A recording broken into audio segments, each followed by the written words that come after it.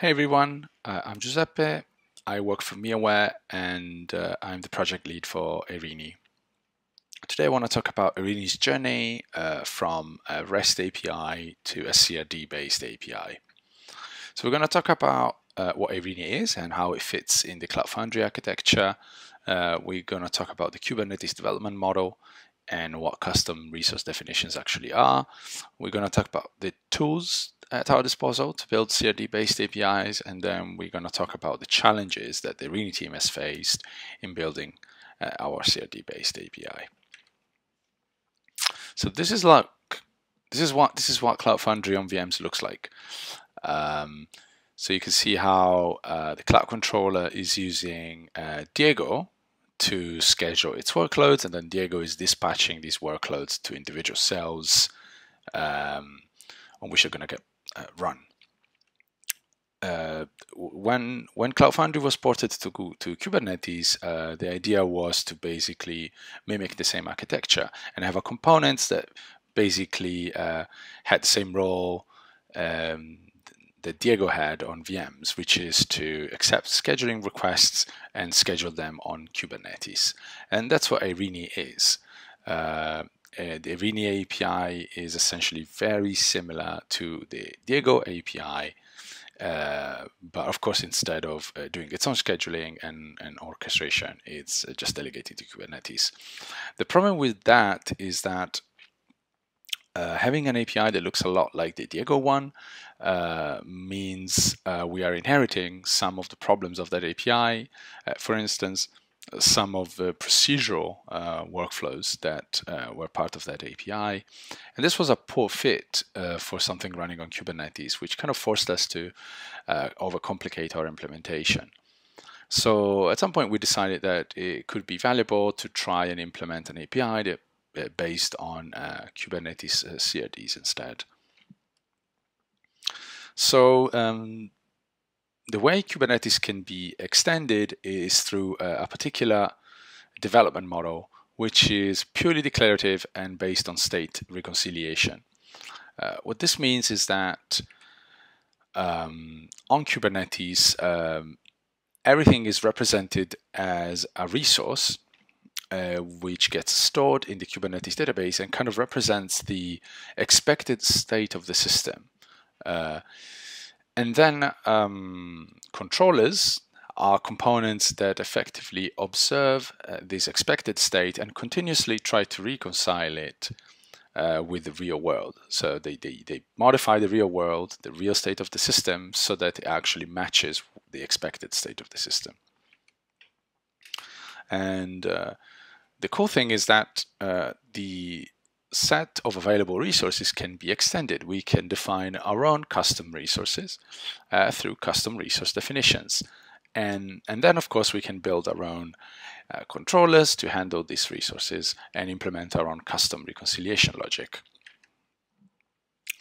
The easiest way to build a controller and its associated custom resource definitions is definitely QBuilder. QBuilder is a tool released by the Kubernetes core team, which basically generates a fully functional controller with pretty much every feature you might want, and including its configuration, including a makefile, including pretty much anything that you might need. It is very well documented, and it is relatively easy to use. So it's definitely the go-to choice for most people. Our problem with it is that it really generates a lot of code and a lot of configuration, and we didn't necessarily need all of it. Also, the configuration is based on Kustomize, which is a YAML manipulation framework that we don't use. So we would have had to convert our configuration over to Kustomize to make all of this work. So instead, what we did was take a deeper look at the at the code generated by QBuilder and realized that it's actually based on some reusable libraries and tools, in particular the controller runtime library and the controller tools library. These libraries provide pretty much every feature that you find in a QBuilder controller, but as in the form of a reusable library. So that's what we decided to use. It's definitely more work to integrate, and there's definitely less documentation, but it allowed us to grow our controller gradually. One thing we noticed though is that we were kind of missing out on lots of like good practices and patterns that come encoded in the QBuilder generated apps. So what we decided in the end is to kind of take this hybrid approach where like we're still building our controller from scratch using controller runtime and controller tools, but we are borrowing code from a QBuilder generated code base every time we feel like we need it. And this has been working really well for us. Like QBuilder has been a huge source of inspiration. So as I mentioned, the team had to face some challenges in this journey from REST to CRDs. And so I'd like to go through some of them so that hopefully this is going to help you if you're going through a similar journey. Definitely one of the biggest issues we faced was switching to a model that is 100% completely declarative. REST APIs tend to be fairly declarative because REST is still a declarative development model, but given it's all on top of HTTP, you can cheat, and sometimes procedural workflows kind of sneak in. And this is what happened to us. We had a couple of things in our API which were definitely very procedural, and as I mentioned before, they were kind of hard to implement on top of Kubernetes. So we had to move to a model where everything, absolutely everything, was declarative and based on resources. Couple of examples: we had a command to stop an app instance by hitting this specific endpoint, and we just couldn't have the same thing on Kubernetes. So what we decided was to translate this to an operation on a resource called instance that could be, for example, deleted to achieve the same thing, so to stop the instance. Another thing that we had in place pretty much all over the place were callbacks. Every time the cloud controller needs to be notified about the completion of some operation, it requires a callbacks to be hit. For example, when a task gets run and then it completes, cloud controller wants to be notified through a callback of the success or failure of the operation. And we decided to replace these callbacks with just updates on a resource that needs to be watched by the client in order to notice these kind of events and changes. Another thing that we found challenging was adapting to this to new idioms on the platform. In particular, one thing that is really widespread on Kubernetes is the fact that everyone has visibility about everything that is going on in the cluster. This means that if your controller is creating resources as part of its reconciliation, like our one, then everyone will be able to see exactly which resources you're creating, and they also be able to manipulate them if they wish. And this is definitely a problem because it's very hard to achieve information hiding. It's very hard to abstract away those resources so that they stay as just implementation details, and so that no one actually tends to rely on the existence of those specific resources, which is of course dangerous because it makes it hard for you to then evolve your code base and potentially change which resources get created or how they get created. This was definitely a challenge for us, but it's important to keep in mind that information hiding is still really important. So you really want to make sure that no one relies excessively on the resources that you create. The only exception potentially being pods. Pods are the only way you can run containers on Kubernetes. So trying to hide away the existence of pods, if you're running containers as part of your reconciliation, that's kind of pointless. Everybody will know there is pods underneath. So it's kind of, we think it is fine to expose those. And this is what we did. So we been trying to, in every way, to hide away the fact that Eirini is using stateful sets to deploy its workloads. We don't want anyone to rely on the fact that stateful sets are used to deploy those workloads, because we're actually trying to switch to a different way of deploying workloads, which is called deployment, and we don't want anyone to break when that happens. At the same time, I mentioned before that we evaluated the introduction of this instance resource that would allow people to stop instances. Well, we realized that that was just trying to abstract pods away, but wasn't really useful for anything else. So we decided that we really didn't need it. So we just allow people to access pods directly, and that's gonna be fine. Third issue has been reusing code. If you already have code that is implementing pretty much the same logic you want to put in your controller, like we did, then keep in mind that your reconciler will have to handle different data types than the one it's handling now, because custom resource definitions introduce new Go type associated with the custom resources. So you have to change your code to handle these new types, or potentially you have to convert between the two types, which can be tedious. Another thing to keep in mind is that if the code you're using uses the client Go clients, so the type-safe clients coming from the client Go package, those clients are not aware of the cache that every controller maintains in order to minimize its impact on the Kubernetes API. And this is really important. So the controller runtime provides a client that transparently maintains a cache of all the resources of interest on the system, and this really helps minimizing the load on the API. If you don't use that client, you'll be putting unnecessary strain on your cluster API.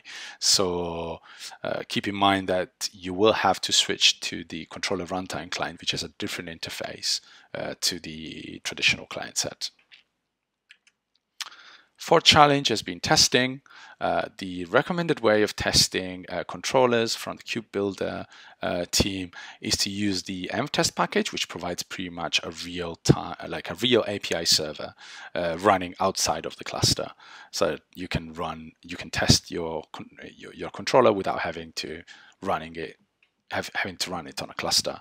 And this is great, but we found that we didn't want to limit ourselves to just this kind of integration type tests.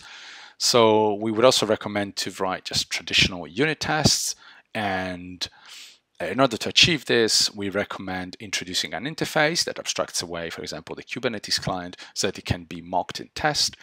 And as long as that abstraction is also tested against a real API server, then you should be fine. And you can, of course, have both types of tests, trying to obey to the traditional testing pyramid, kind of having a handful of integration tests, and while most of your tests are unit tests. And finally, scaling and high availability. Our previous REST-based API could just be scaled and load balanced, and it would work just fine, but Kubernetes controllers cannot be scaled. Only one controller can be active at any time. This doesn't mean you should be only running one instance of them, because you still want multiple instances for high availability in case your instance goes down. And this is totally doable, but you need to coordinate the different instances of your controller. In order to do so, you have to introduce something like leader election that is able to coordinate which of the nodes is going to be active at any time. And luckily, QBuilder generates an implementation of leader election which works perfectly, and it does exactly what it needs to do in these situations. So we highly recommend using that. Even if you're not using QBuilder, please do look at their leader election implementation. So this is all for me. This is the attribution for the icons I used in this presentation. And thank you very much. I will see you all at the live Q&A. Oh, so there's a question about QBuilder being the being like the way to go and resources.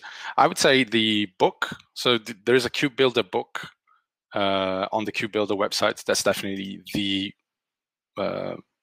most like complete piece of documentation that I've seen. So that's what I would recommend. It will touch on controller runtime as well. So that's definitely what I would recommend. Just read the book. Pretty good. It's got a good long tutorial implementing, I think, some cron job like CRD.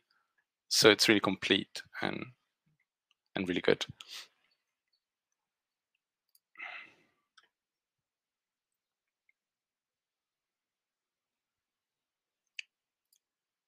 So there is a plan to basically redesign the whole of CF into a more Kubernetes-native product, right? So there's a vision document, and there has been SIG meetings about it. So yeah, that would definitely make things, I guess, easier for everyone, because at that point, everything was going to be controllers. So the integration is going to be a lot easier. It's always tricky when you have like some procedural API that needs to talk to some declarative thing in the back. So if everything is declarative, it just works a lot better. What else? Oh yeah.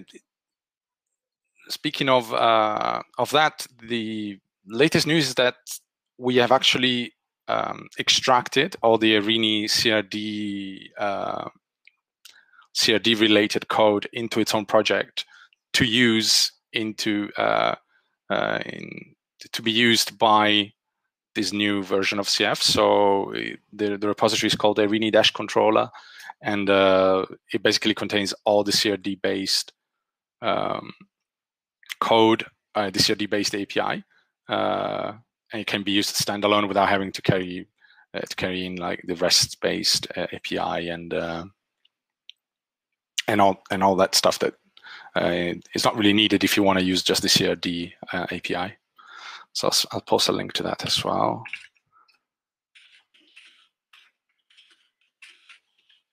There it is.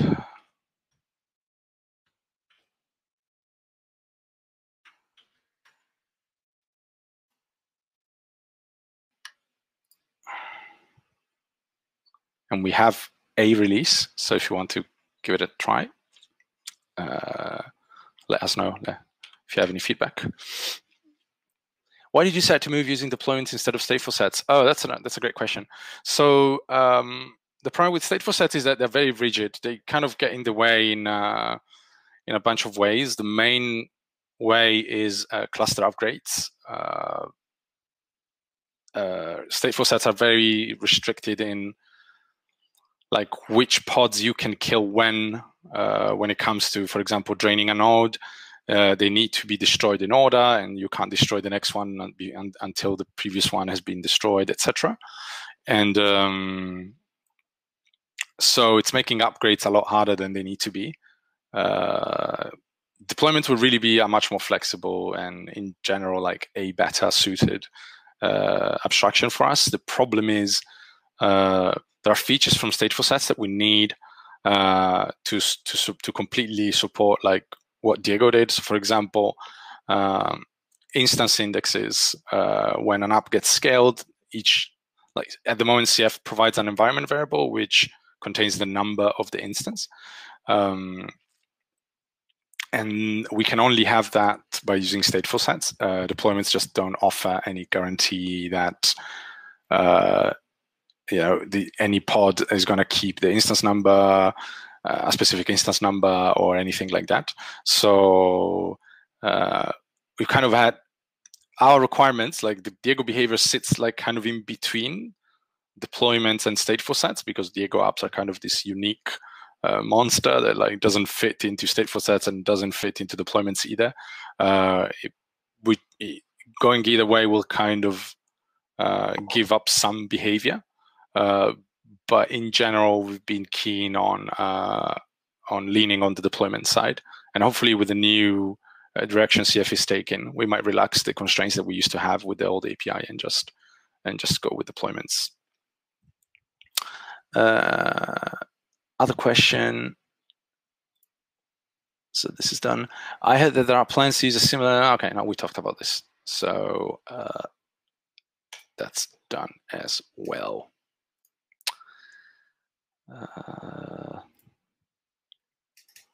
I think deployments will help us with improving uptime during upgrades.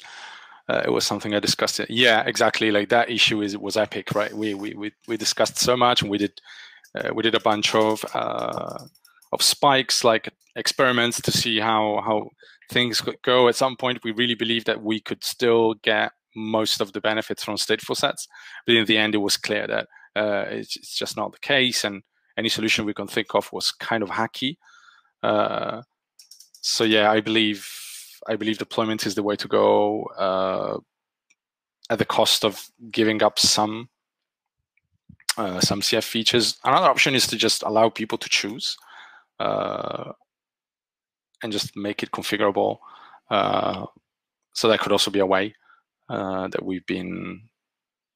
it's been something that we've been thinking about, like just allow people to say, okay, I really want this feature, give me stateful sets or not. And from that standpoint, we already have I think all the necessary abstractions in place to be able to support both behaviors and to switch between them via config.